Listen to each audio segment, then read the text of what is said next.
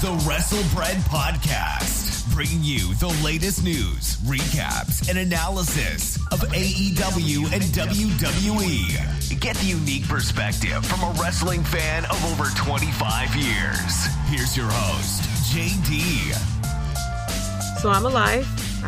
It's been a very long time since I recorded the previous episode.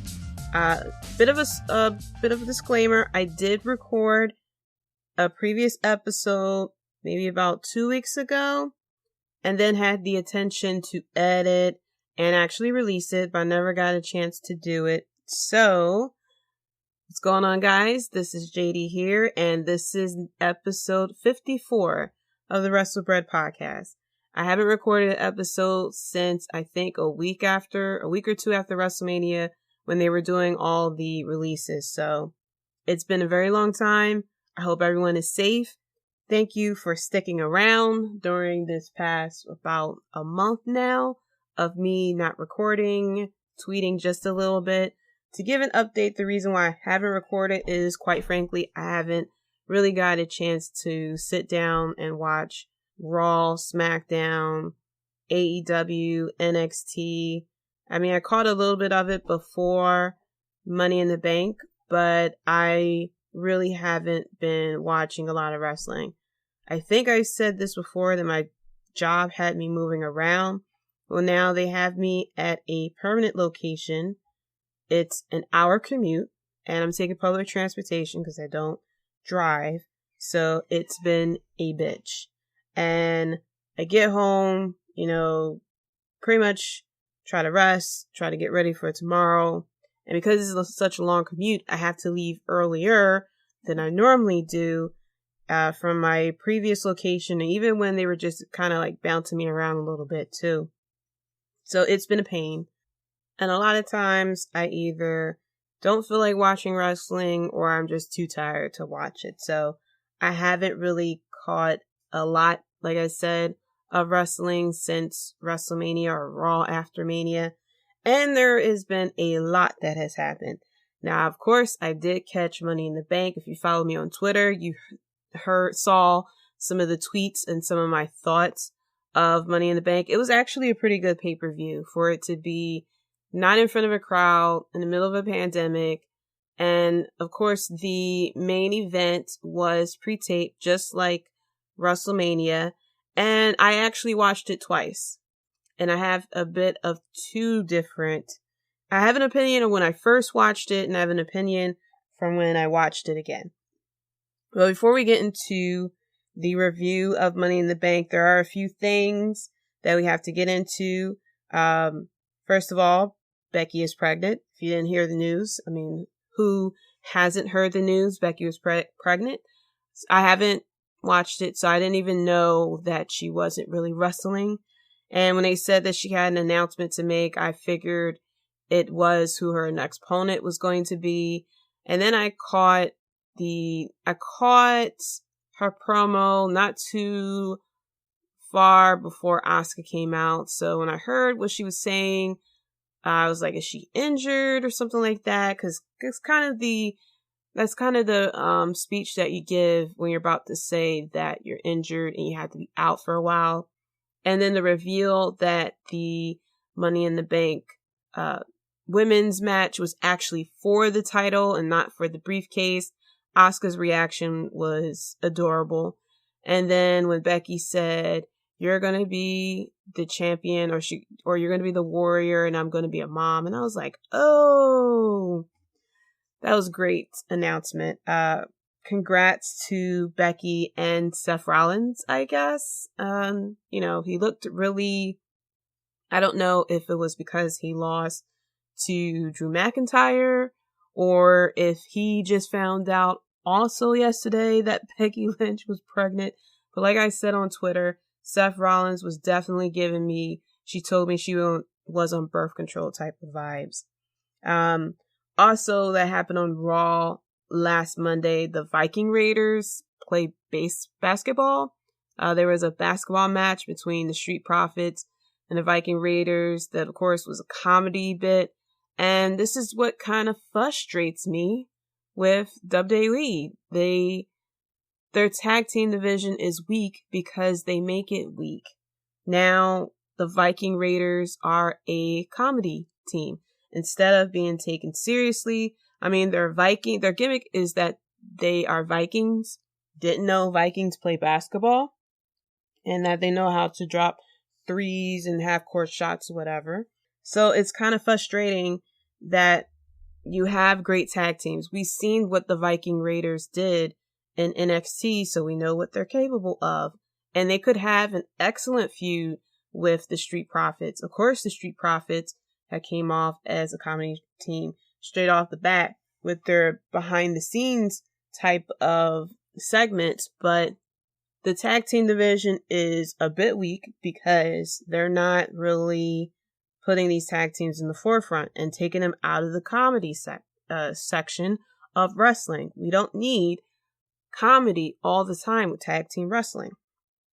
I also saw that Killer Kross, or I think his name in NXT is Karrion Kross. I saw his entrance, was really good. I like the theme music. Scarlett with the new haircut and everything, pretty much badass. And he was in a squash match. I don't even know what the guy's name was. I forgot it. But he definitely, he landed on his neck like 2 times and then he got pretty much choked out. And that was the end of the match. I'm very curious of who Killer Kross will have his first feud with. But I'm pretty sure these next couple of weeks, it will be nothing but a squash match kind to build up his character, introduce him to the NXT crowd for those who don't know who he is, and to build him up strong so that whoever he goes against first definitely will be a very good feud. Maybe Finn Balor, even though Finn Balor's heel, who cares? Maybe Finn Balor, maybe towards the Undisputed Era. There's a lot of ways that, a lot of people that he can feud with. Happy belated Mother's Day to all the mothers out there. I did pretty much nothing on Mother's Day. Of course, I watched Money in the Bank. I didn't absolutely do anything. I surprised my mom with a little quarantine type of visit. Since I'm an essential worker and my mom is elderly, I can't really be too close to her. So I dropped off a gift to her step and then I kind of talked to her, definitely more than 6 feet apart. I also checked out the first chapter of Undertaker's Last Ride. Pretty good.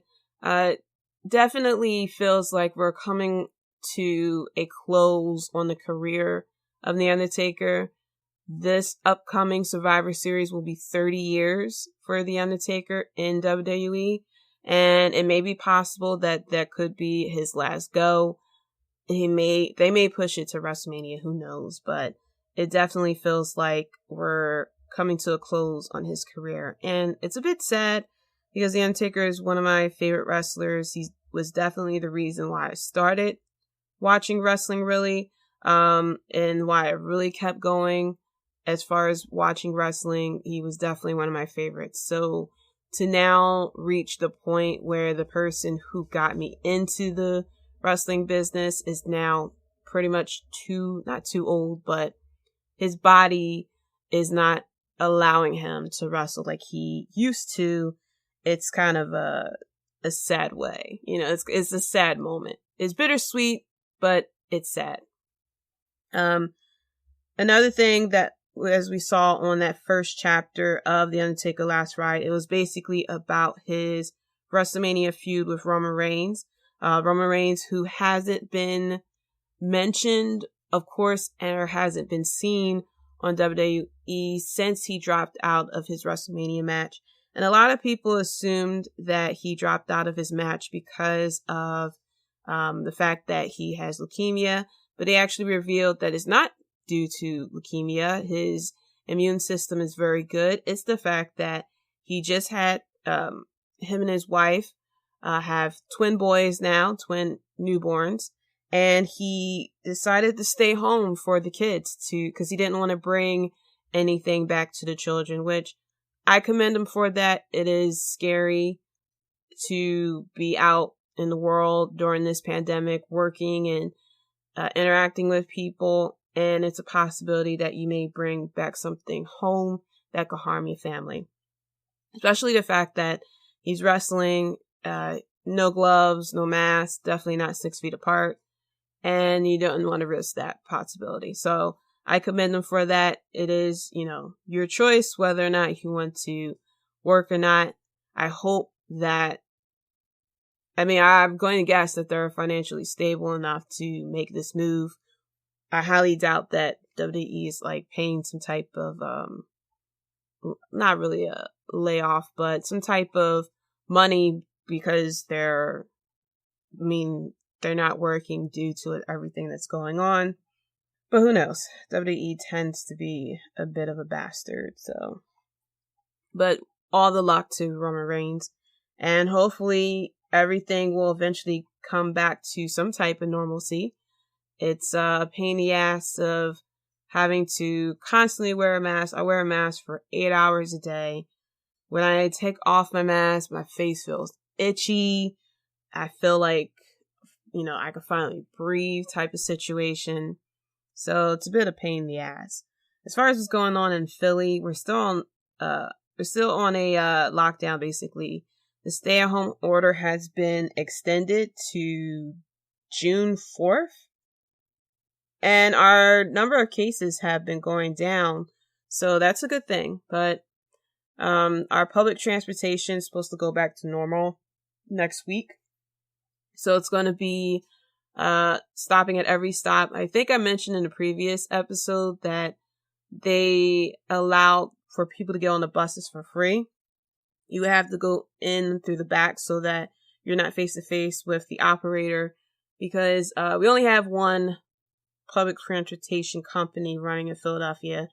And with that company, there's been, I think, 7 deaths of the operators and about 200 workers quarantined. So a lot of people are upset at them, that the buses were free, because of course, if the buses are free, people are getting on the bus just to get on the bus, not actually doing any type of essential travel, but getting on the bus because they don't really have no place to go, but hey, the buses are free. So I'm glad that they're going back to, having to go through the front. You got to pay. Hopefully it slows down the amount of people who are getting on the buses. But I just feel like next week is just going to be another bit of a pain. And who knows, maybe this will turn into some type of normalcy. I don't know.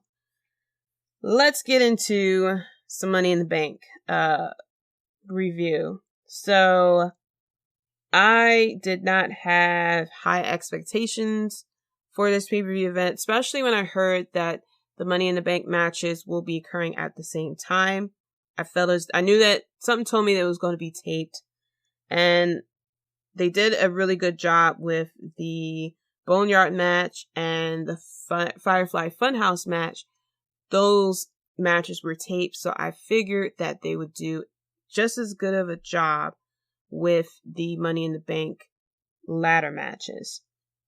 So going through all the matches on the kickoff show, it was Jeff Hardy versus Cesaro, and this was a good match.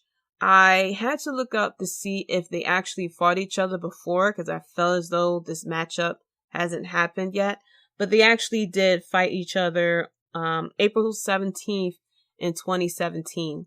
That match, I kind of skimmed through it, so if you feel differently, I apologize. But I felt as though this matchup in 2020 was a lot better than the matchup in 2017. Of course, Cesaro is such a great worker in the ring. Jeff Hardy showing that he still has it. He's going through this last run, so it sounds like he is ready to not really hang up the boots, but he's just ready to leave WWE. Now, whether that leads to him just retiring completely from wrestling, or he follows his brother to AEW, who knows. But this was a pretty good match for the kickoff show. Starting on the main card, we had the tag team titles.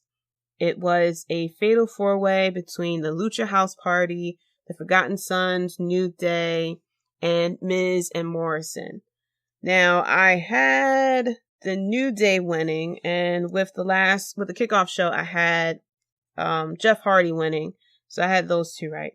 I had the New Day retaining, and the New Day did retain. I just feel like I understand why they called up the Forgotten Sons, because the Revival left and they wanted to fill in that spot. But I don't understand why the Forgotten Sons got called up.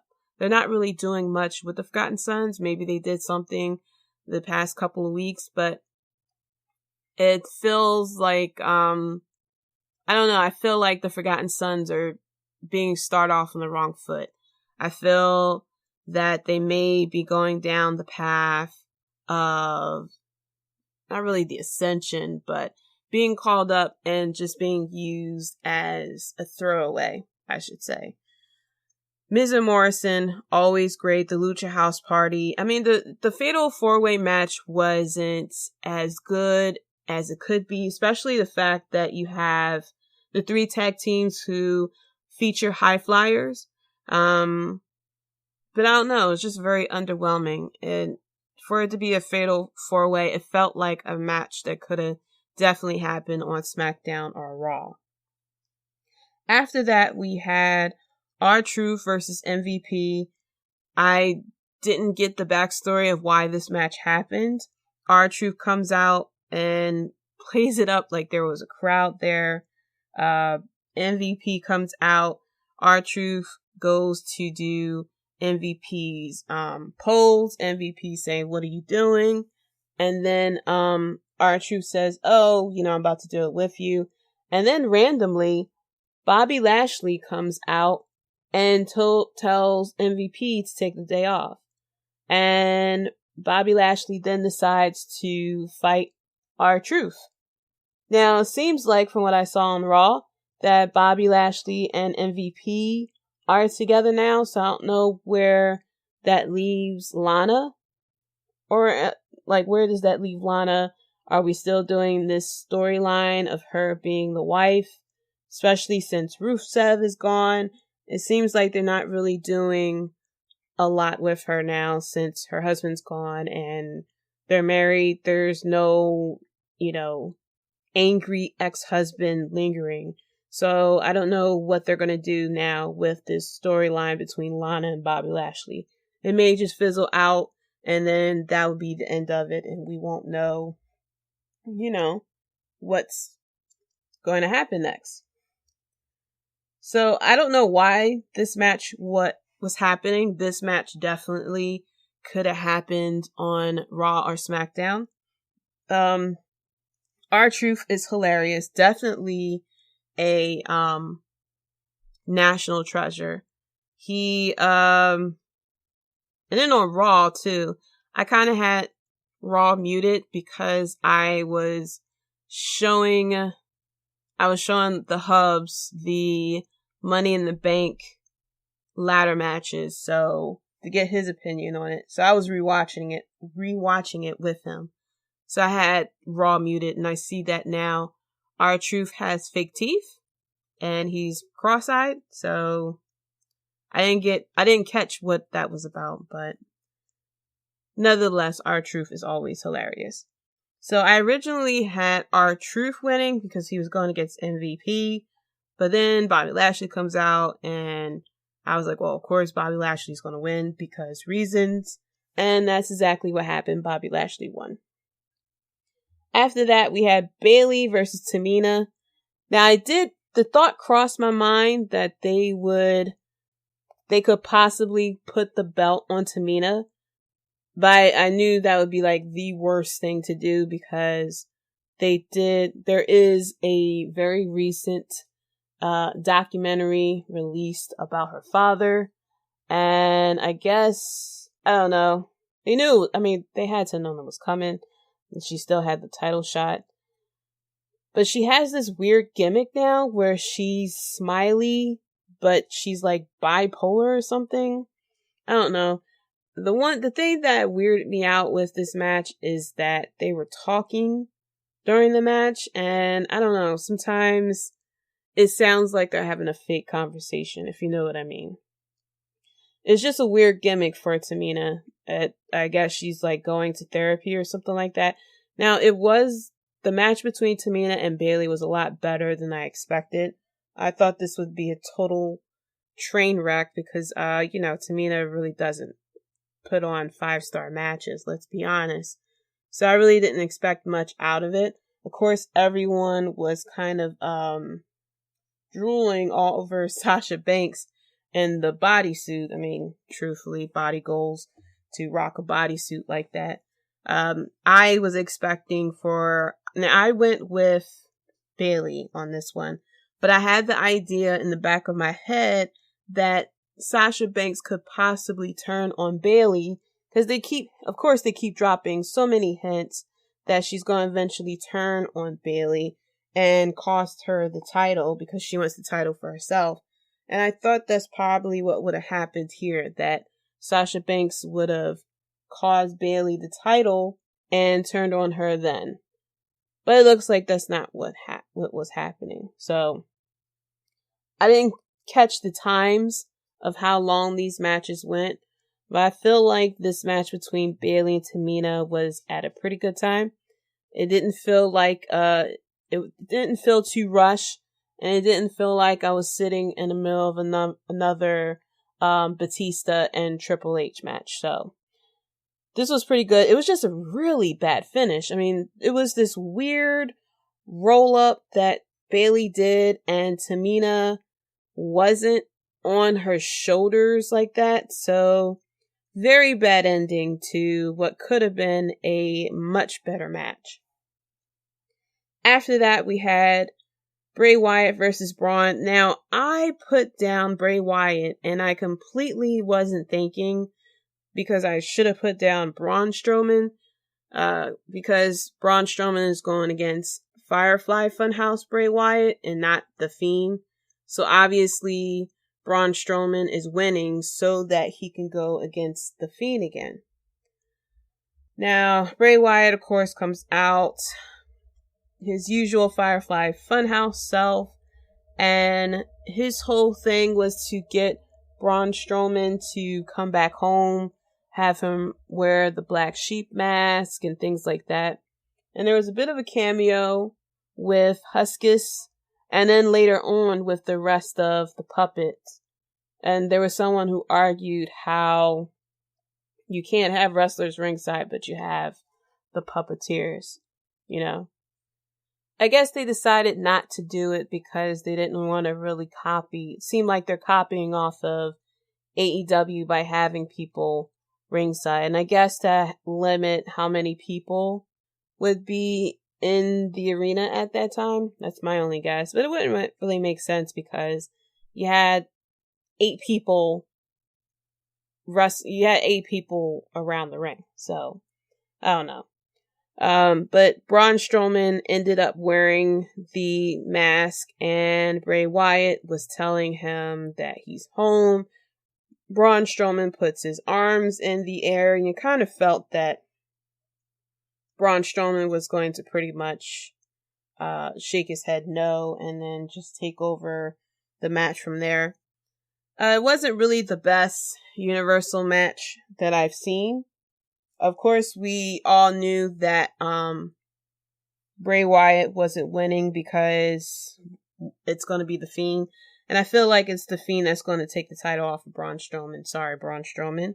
I know you just got the title, but I was going with Bray Wyatt because my thinking is that Braun Strowman is holding a title that wasn't meant for him. The title was meant for Roman Reigns, who decided not to wrestle due to the protection of his infants, and instead the title shot went to Braun Strowman, who then ends up winning the title anyway. So I feel as though eventually they're going to take the title off of him sooner than later because it wasn't meant for him to have.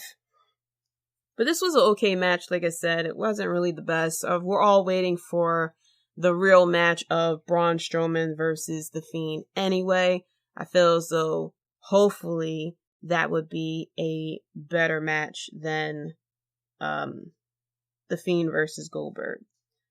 After that, we had Drew McIntyre versus Seth Rollins, who debuted a new theme, which I am very glad that they did. I don't like the new theme, but I'm glad that they changed it because his usual theme with the whole burn it down, it really doesn't match the gimmick that he's doing. I still don't really agree with the gimmick of the whole Messiah thing. You know, that's not my cup of tea of, you know, to go down that route. But the theme, the burn it down theme, really doesn't match that gimmick.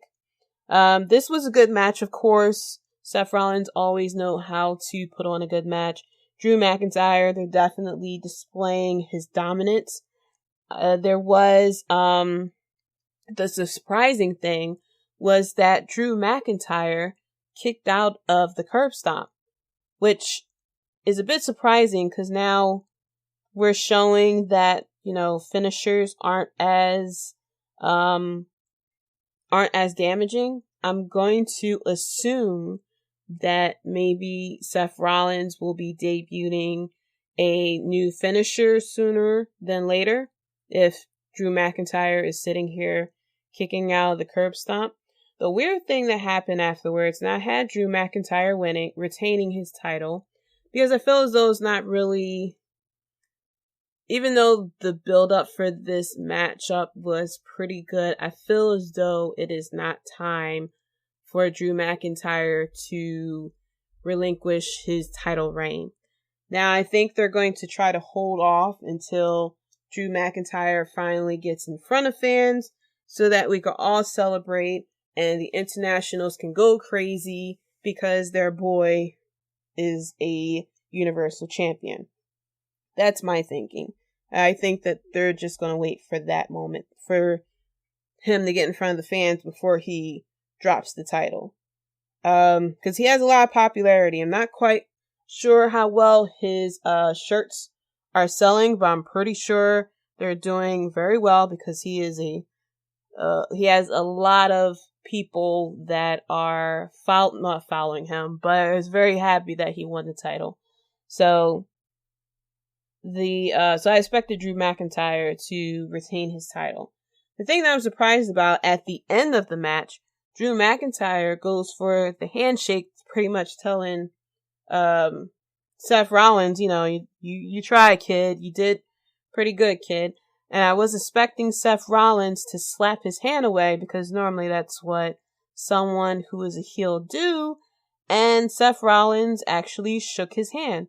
So between that and the way that Seth Rollins is now, really didn't make any sense. Now, it would make a lot more sense if Seth Rollins smacked his hand away or like gets upset or something like that, and then he comes out distraught like Neville was when he lost his Cruiserweight title. That would have made much sense. But the fact that he actually shook Drew McIntyre's hand, it's like, you know, yeah, I lost, but, you know, it was a good fight type of situation. So the transition between that and Monday Night don't make sense unless you factor in the fact that he found out that he is going to be a father. Now, I guess that would make sense, but they were really blowing it up that Becky was pregnant, not the fact that Becky and Seth Rollins are expecting a baby. I noticed that they kept saying Becky announces she's pregnant. Becky is pregnant. Becky is expecting a baby. Instead of saying that Seth Rollins and Becky Lynch are expecting a baby. Because they definitely did throw it in our face, but maybe a year or so ago, that they were dating. Was it a year ago? I think it was actually, that was a year ago. It was last year's Extreme Rules. Seth Rollins and Becky Lynch versus Lacey Evans and Baron Corbin. Where, it was like Becky is Seth Rollins' girlfriend and Seth Rollins is Becky's boyfriend, and the man's man t-shirts and all the other crap that they were doing around that time. So it's just kind of funny that now suddenly Seth Rollins is just, distraught over losing his title or whatever they're trying to sell us. So I made the joke that the reason why they haven't really put out there that Seth Rollins is also, going to be a father is because he's doing this whole Messiah gimmick, and it's kind of hard to explain of someone who considers themselves a Messiah to have a child out of wedlock. That was my joke. But Rey Mysterio did acknowledge to Seth Rollins that, it's great being a father and everything. And Seth Rollins kind of gave him this look, and I just started dying because Seth Rollins looked like it was the end of the world. Which I guess, I don't know if it feels like it to him that he's about to have a kid. He's about to be locked down. He's going to be a pape. So that was Drew McIntyre versus Seth Rollins. So now we come to the main event, which is the men's and women's Money in the Bank match, which took place at the corporate headquarters. I think it was their new office up in Connecticut. It was pre-taped, and they started the women off in the lobby, it looks like, and they started the men in the gym. So the first time I watched it, I thought it was very entertaining. There were some cameos in this. We had Brother Love that was in the bathroom. We had a very fake Doink the Clown. I highly doubt that was the actual person, because the person who was in the makeup looked fairly young. But there was a Doink a Clown who was behind a chair, and this was in, I guess, one of the top floor lobbies that has the turnbuckles and the rope going in front of the wall. There was Stephanie McMahon, who was obviously at home filming her spot.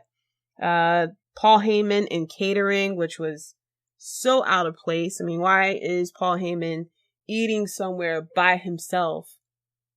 Like he doesn't have his cash cow. Like he's not the advocate for the cash cow that is Brock Lesnar. We had John Laurinaitis in the cafeteria. And of course, we had he who shall not be named, Vince McMahon, in his office.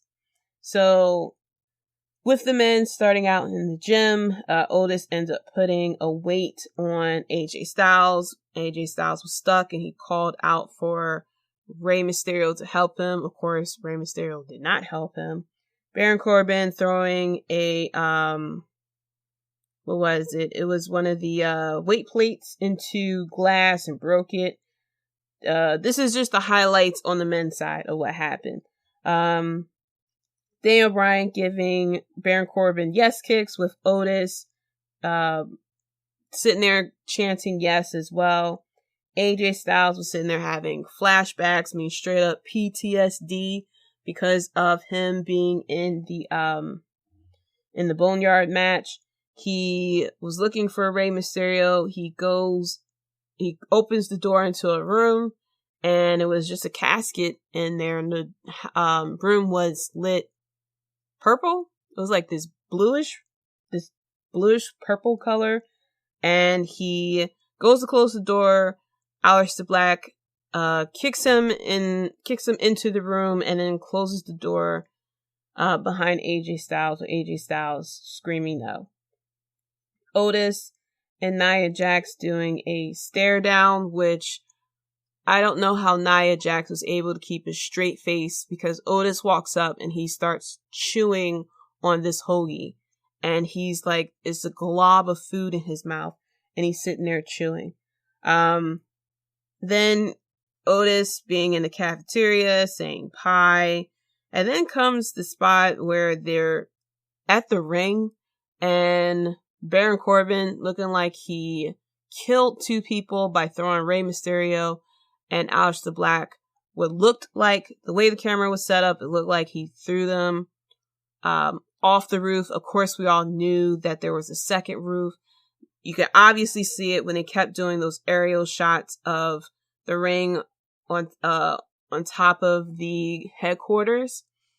But the way that they had the trees and everything set up, it looks like he threw him off the roof.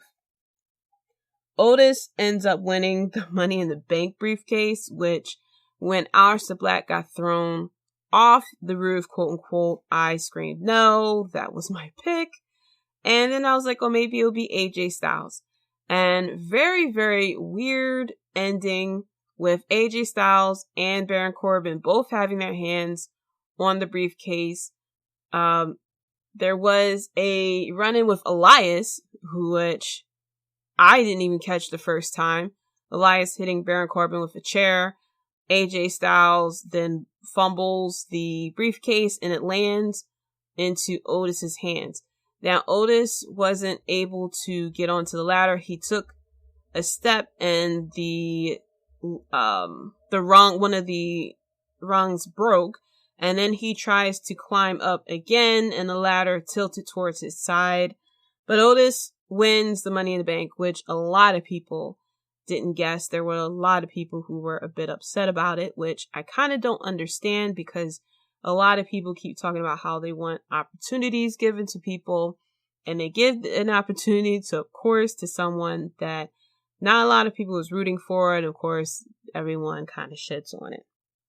For the women's side, Asuka jumps off the mezzanine onto the women below. She goes straight for the elevator. She's dancing around and everything.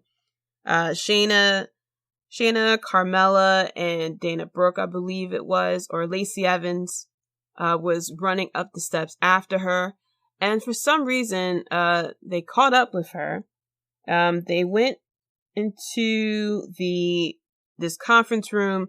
Dana Brooke sees the briefcase with money in it, and she grabs the briefcase and she kind of celebrates. And that's when you see Stephanie McMahon saying this is the Money in the Bank conference room. That's not the real briefcase. The actual briefcase is on the roof, which we all kind of knew. So I don't know why Dana Brooke didn't know. It seems like no one told her the rules. But of course, she was nothing but the comedy spots of the match. After that, we had Shayna,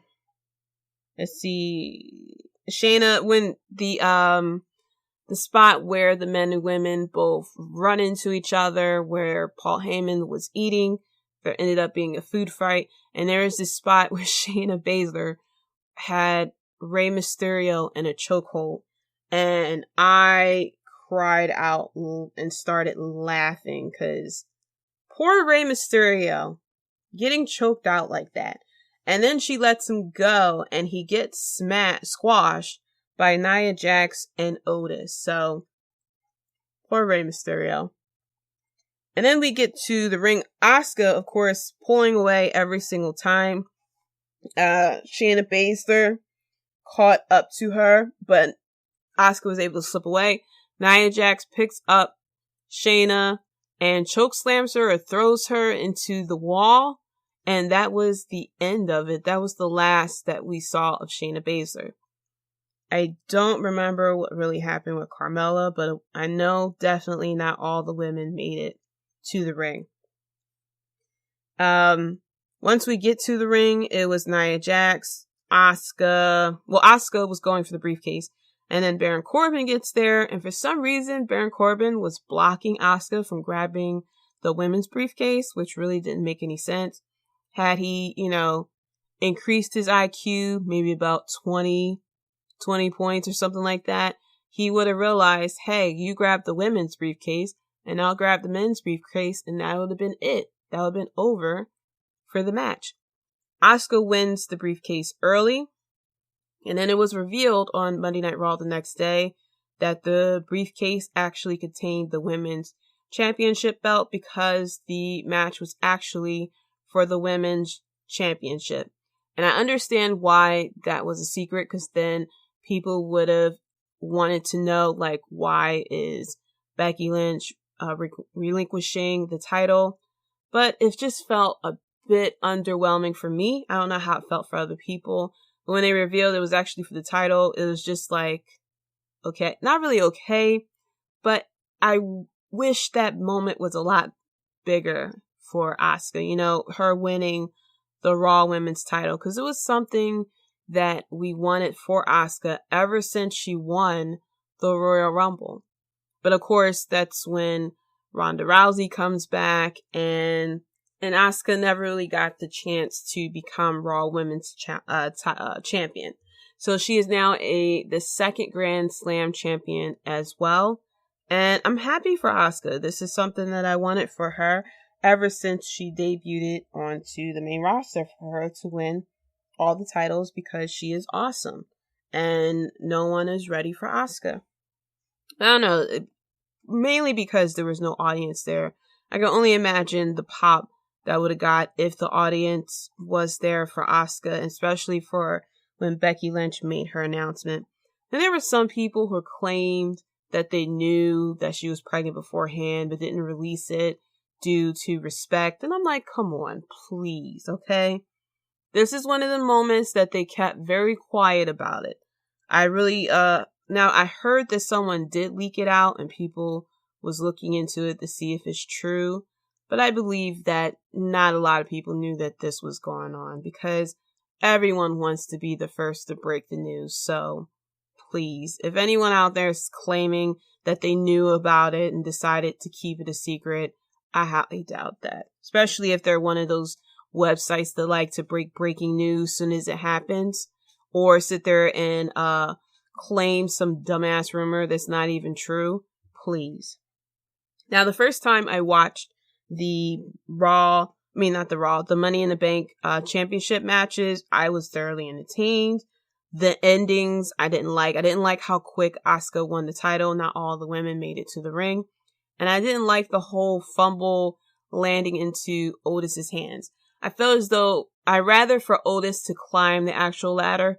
He could have definitely got like a heavy duty ladder, very similar to Big Show, I believe, in the first Money in the Bank pay-per-view event. He had this, I think it was black and gold, steel, like heavy duty ladder to help him climb the ladder.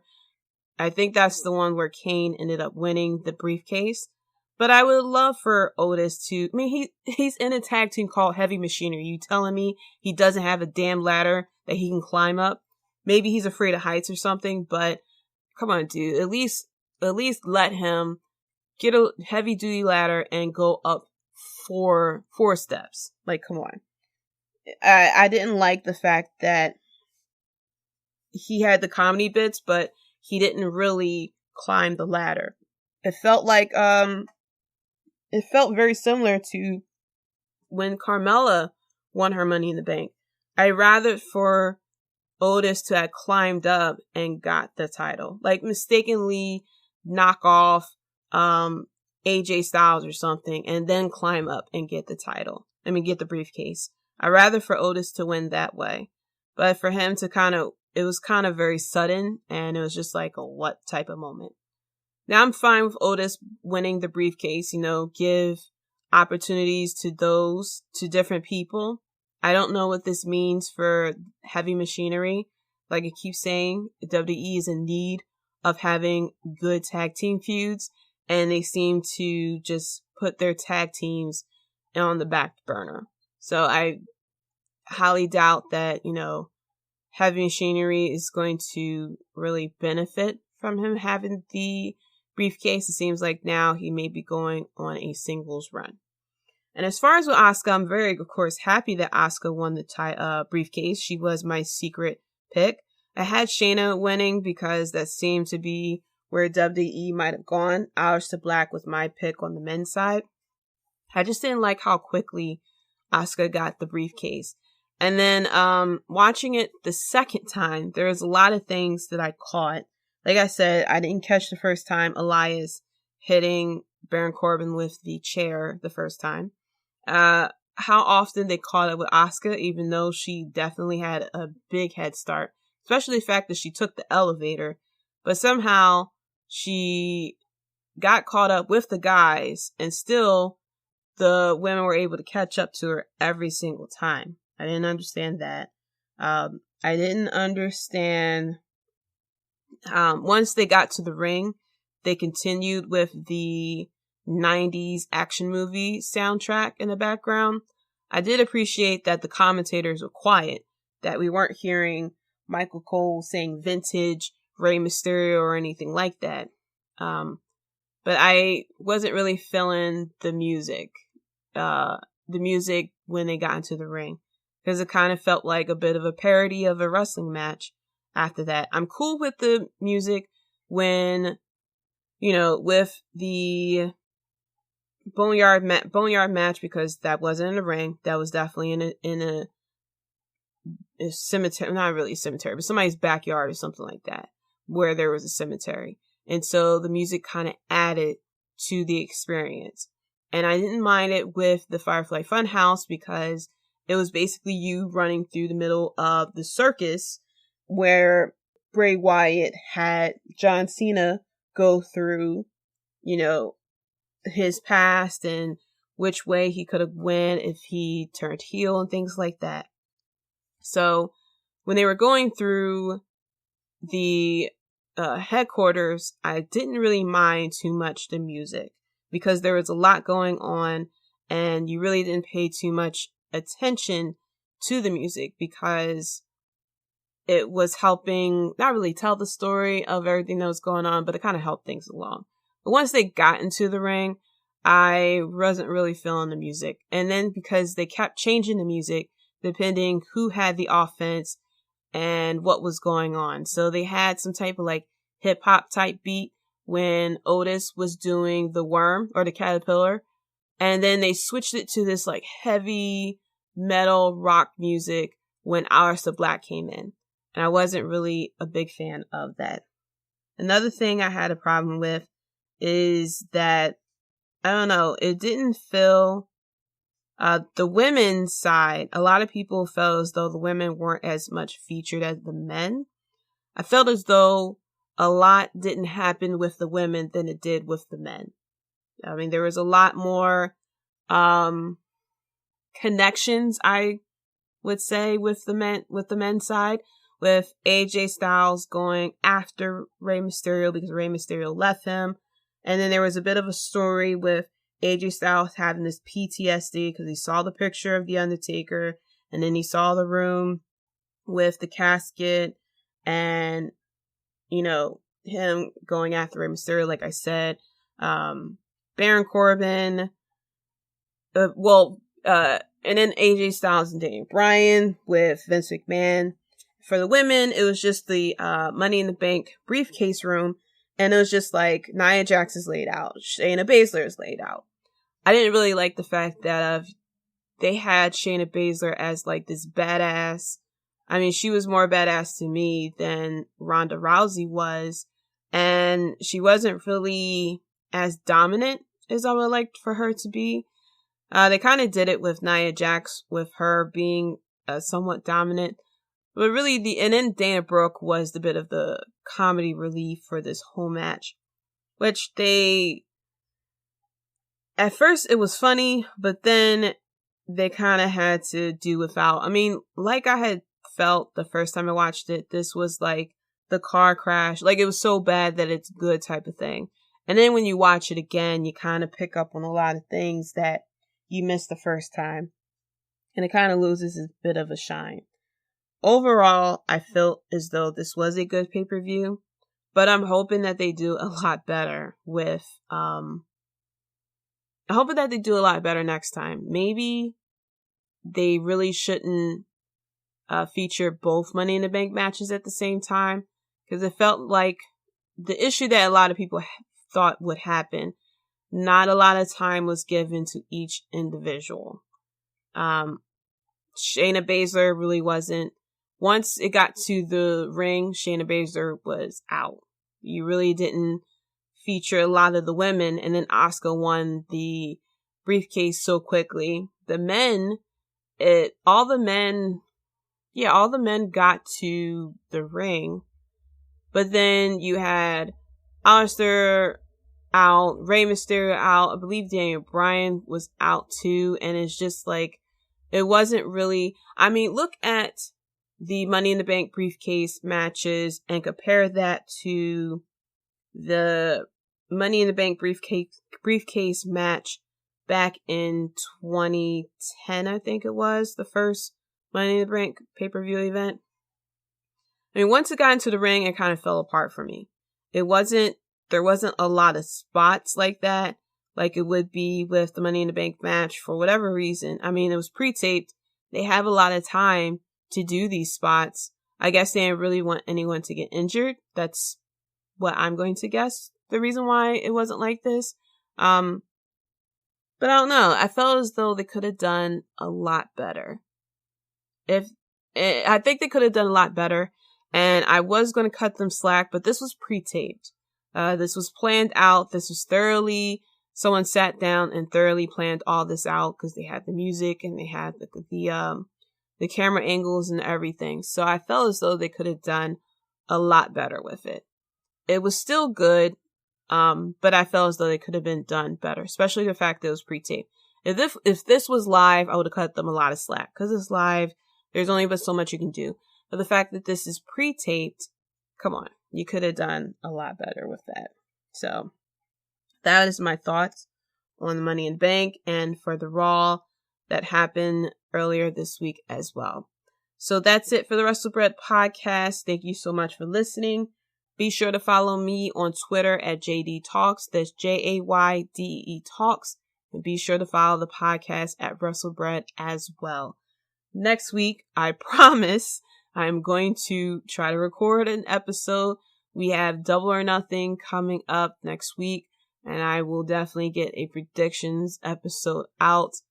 I am feeling tired. It is almost 10 o'clock right now, and my battery is on low. So it's time for me to go to sleep and get this work week over with. So until next time, guys, peace. Thanks for listening. If you enjoyed the show, be sure to subscribe and leave a review. Check us out at WrestleBread.com and subscribe to WrestleBread on YouTube for more breaking news and JD's opinions.